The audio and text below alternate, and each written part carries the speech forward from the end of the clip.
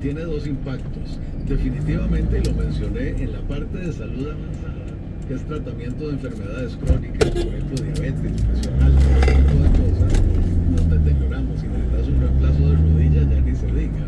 Pero cuando ha crecido el número de VAIS, como lo hizo otra vez hasta el inicio de este gobierno, en que no siguió creciendo al ritmo que venía, la parte de acceso a los fundamentos de la salud crece y es positivo, porque le está dando a la gente la capacidad de, dentro de su misma zona geográfica, cerca de donde viven, ir a recibir ese cuidado médico esencial y básico.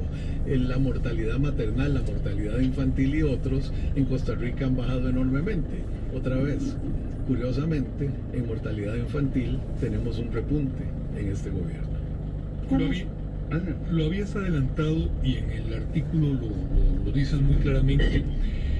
Costa Rica es una nación exitosa, los números lo constatan y lo demuestran, aunque todavía enfrenta retos importantes en desigualdad y pobreza. Ya hemos hablado de eso, pero ¿podríamos profundizar en esos dos temas? Claro, la desigualdad por ingresos es una realidad y eso solo se va a resolver aumentando la productividad del 20% más bajo de la población. Y el instrumento fundamental para hacer eso es acceso a educación básica de calidad, a capacitación vocacional y técnica relevante. Ahora, eso no ocurre de la noche a la mañana. Y menos con lo que ha pasado en los últimos 7 años. No, sin duda, pero si con una varita mágica yo hoy puedo decir, aquí tenemos el híbrido perfecto entre Corea del Sur, Finlandia, Suiza, lo que ustedes quieran, como sistema educativo, los primeros graduados de sexto grado son en 6 años, los primeros graduados de noveno son en 10, los primeros que van a la universidad son en 13 años. Entonces, eso no se cambia de la noche a la mañana. Por eso es que la consistencia de las políticas a través de los gobiernos es esencial.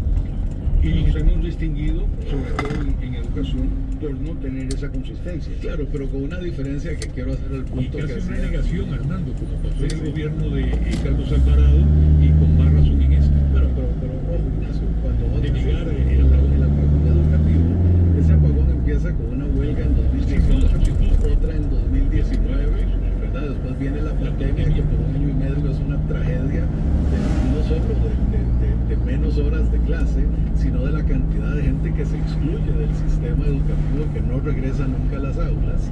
Y ese apagón educativo es recibido al principio de este gobierno no como una inversión en reparación, sino como una reducción presupuestaria. Y con una ministra de Educación que niega el estudio cuidadoso y profesional del estado de la El más educación. grande riesgo para mí del país hoy es su situación educativa, porque eso nos impacta en la improductividad de esa clase pobre. Van a seguir dependiendo de las transferencias de las que hablé hace un momento. Eso nos impacta en la capacidad de darle mejor empleo a una cantidad enorme de mujeres que quisiéramos que entren en la fuerza laboral y nos apuntalen. Entonces, realmente, la caída en la inversión en educación, independientemente de lo que implica en términos fiscales, es una mala decisión de política hacia el futuro. Y además existe, perdón, nada más de algo que está de nuevo tocando las puertas y de la que por lo menos nosotros tres nos salvamos en nuestra generación, que es la posibilidad real de una nueva generación perdida. Sí, no, absolutamente. Y una generación perdida, si lo ves en términos de una generación escolar, son en realidad solo 4 o 5 años, porque si en primaria y secundaria no tenés el caudal, no lo vas a tener en el resto del tiempo, ¿verdad? O sea, que piensa que podríamos decir que ya estamos a las puertas de eso, de una segunda. Estamos a las puertas de seguir con la que tenemos, ¿verdad? Porque entre el apagón y la caída presupuestaria, yo siento que nuestra educación ya está mal. Yo no sé si esto a vos te alarma tanto como me alarma a mí, pero si vos haces el ranking de escolaridad de los países latinoamericanos, en que Costa Rica es tercero en progreso social, hoy somos décimos en escolaridad. Eso es un dato muy alarmante. Que nada más quería señalar, hiciste el progresivo deterioro de la educación hasta caer en el apagón.